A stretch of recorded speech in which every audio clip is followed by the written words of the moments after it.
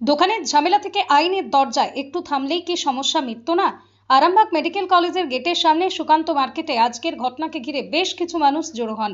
অভিযোগ, পুরনো একটা বাগবিতণ্ডার ঘটনাকে কেন্দ্র করে নতুন করে উত্তেজনা তৈরি হয় এবং পরিস্থিতি শেষ পর্যন্ত হাতাহাতিতে পৌঁছয়।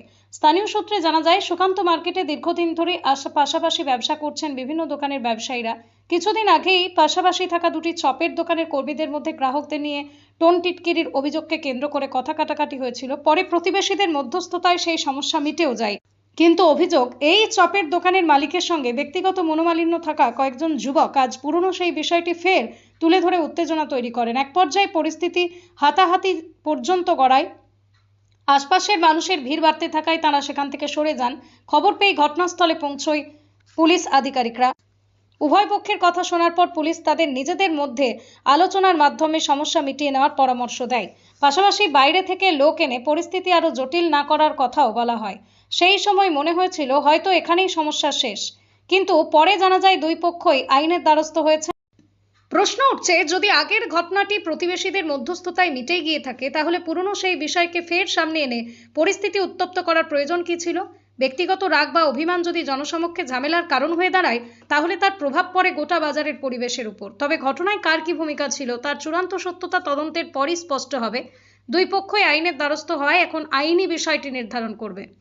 বাজারে ব্যবসা করতে গেলে মতের অমিল হতেই পারে, কিন্তু ব্যক্তিগত বিরোধকে জনসমক্ষে সংঘর্ষে পরিণত না করে সময় থাকতে কথা বলে বা আইনের সাহায্য নিয়ে সমস্যার সমাধান করাই সবার জন্য ভালো। আজ সন্ধ্যে 5টার সময় আমার একটি দোকান আছে হসপিটালের গেটের বাঁ দিকে। আপনার এই বাঁ দিকে যে কর্নারটা আছে সুকান্ত মার্কেটের ওইখানে একটা আমার দোকান আছে। ওই দোকান আমার খাবারের দোকান। হঠাৎ 5টার সময় একটি ছেলে মদ্যপ অবস্থায় এসে, আমাদের পাড়ারই ছেলে, এই পোলট্রি পাড়ায় থাকে, সন্টু বলে নাম, সে এসে অসভ্য ভাষায় গালাগালি করে।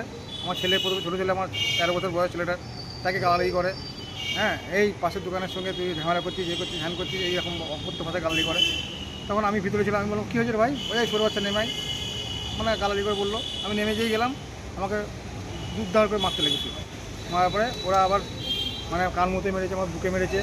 আবার কিছু ছেলে নিয়ে এসে কিছুক্ষণ পর, মানে 15-20 মিনিট, 30 মিনিট, 25 মিনিট পরে আবার 10-15 জন ছেলেকে নিয়ে এসে আমার উপর আবার অ্যাটাক করে।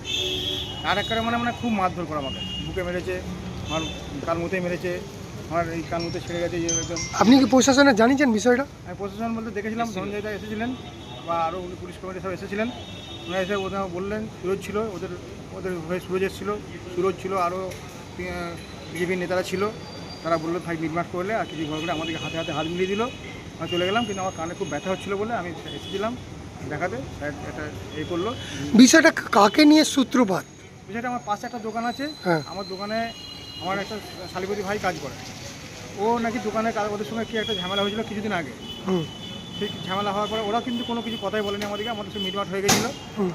তারপর আজকে হঠাৎ করে ওই ছেলেটি এসে হঠাৎ করে আমাদেরকে এই মদ্যপ অবস্থায় আমাদেরকে গালাগালি করে, আমার ছোটো বেটাকে মারতে যায়। আমাকে বললো বেরিয়ে যায়, আমি বেরিয়ে আসছি। আমাকে মানে পুরনো ঘটনাকে টেনে, হ্যাঁ, পুরনো ঘটনাকে টেনে নিয়ে এসে আজকে কোনো ঘটনার মধ্যে কোনো চাপা পড়ে গেছিলো, কোনো কিছু থাকেনি আর। কিন্তু আজকে হঠাৎ করে কেন এরকম করলাম ব্যাপারটা বুঝতে পারছি না। তো ওই জন্য আমার কানে খুব ব্যথা এবং আমার বুকে ব্যথা হচ্ছিলো। আমি হসপিটালে এসেছিলাম। কি নাম আপনার? আমার নাম শেখ রফিকুল ইসলাম, আমার ব্লক পাড়ায় বাড়ি, আন্দি মহলে 6 নম্বর ওয়ার্ডে বাড়ি।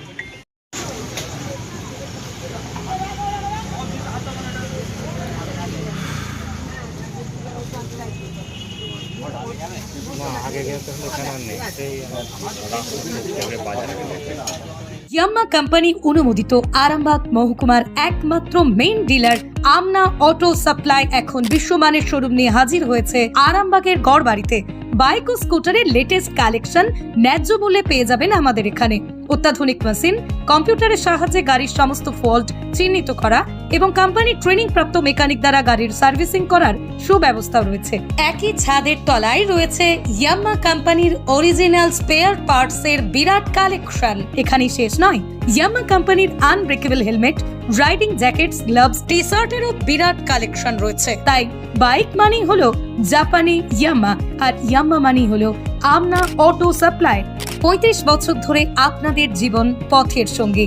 আমাদের ঠিকানা গড়বাড়ি, আরামবাগ, হুগলি। যোগাযোগ নাম্বার 9083247009 অথবা যোগাযোগ করুন 9083247007।